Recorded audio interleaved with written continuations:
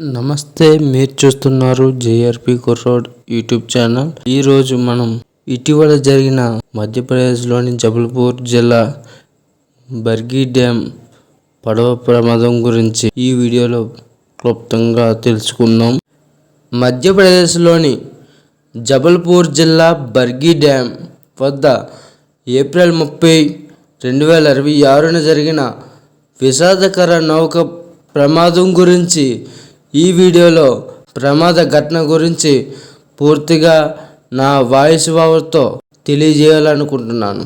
జల సమాధైన పర్యాటకుల కళలు జబల్పూర్ నౌక ప్రమాద విషాదం.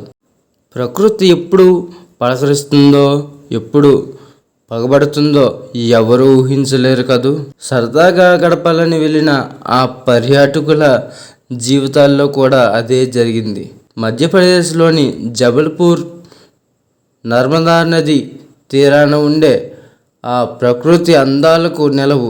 ఆ అందాలను చూసి మురిసిపోదామని వెళ్ళిన ఆ 40 మంది పర్యాటకులకు ఆ సాయంత్రం ఒక పీడ కళలా మారుతుందని ఎవరు అనుకొని ఉండరు.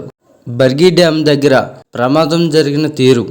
బర్గి డ్యామ్ రిజర్వాయర్లో పర్యాటక శాఖకు చెందిన ఒక క్రూయిజ్ పడవ 41 మందికి పైగా ప్రయాణికులతో బయలుదేరింది. అందులో పసిపిల్లలు ఉన్నారు, పెద్దలు ఉన్నారు, వేర్వేరు రాష్ట్రాల నుండి వచ్చిన పర్యాటకులు ఉన్నారు. పడవ ప్రయాణం మధ్యలోకి చేరుకోగానే వాతావరణంలోని అకస్మాత్తుగా మార్పులు వచ్చాయి. భయంకరమైన గాలులు వీచడం మొదలైంది. వీస్తుండగానే అలలు ఎగిసిపడుతున్నాయి. పడవ లోపలికి నీరు రావడం కూడా మొదలైంది. అప్పటి వరకు కేరింతలు కొట్టిన పర్యాటకులు ముఖాల్లో ఒక్కసారిగా మరణ భయం కనిపించింది. రక్షక కవచాలు వేసుకునే లోపే ఆ భారీ నౌక నియంత్రణ కోల్పోయాయి. బర్గి డ్యామ్ లోతైన జలాల్లోకి బోల్తా పడింది.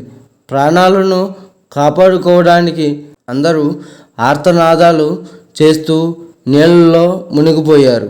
బర్గి డ్యామ్ వద్ద ప్రమాదం జరిగిన వెంటనే గాలింపు చర్యలు మొదలుపెట్టారు అక్కడ ఉన్న రెస్క్యూ టీం.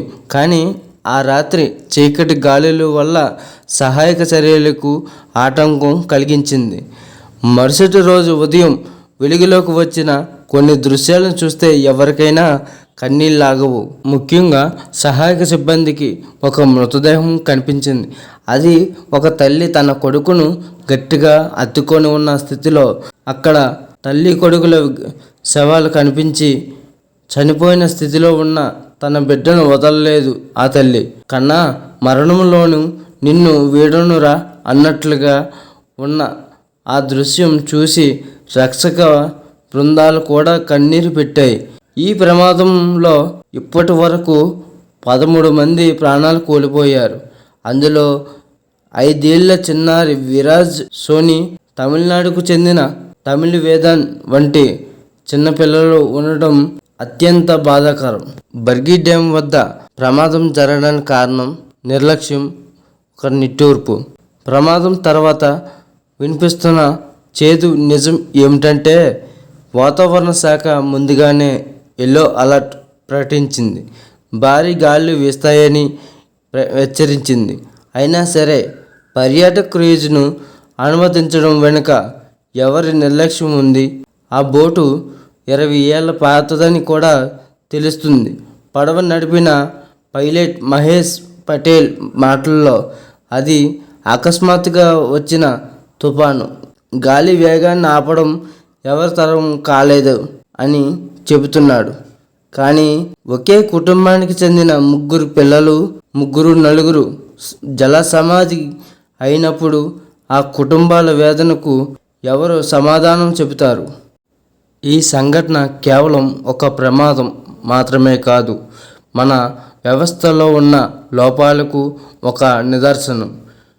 విహారయాత్ర విషాదయాత్రగా మారడానికి ఒక క్షణం చాలు. చనిపోయిన ఆ 13 మంది ఆత్మలకు శాంతి కలగాలని కోరుకుందాం. ఈ పర్యాటక ప్రాంతాల్లో రక్షణ ఏర్పాట్లు ఎంత పటిష్టంగా ఉండాలో ఈ ఘటన మరోసారి గుర్తు చేసింది. ప్రకృతి ముందు మనిషి ఎంత చిన్నవాడో, ఎంత నిస్సహాయుడో ఈ జబల్పూర్ ఘటన మనకు నేర్పిన చేదు పాఠం. ఈ ఘటన గురించి నేను ఈ విధంగా చెప్పడం జరిగింది.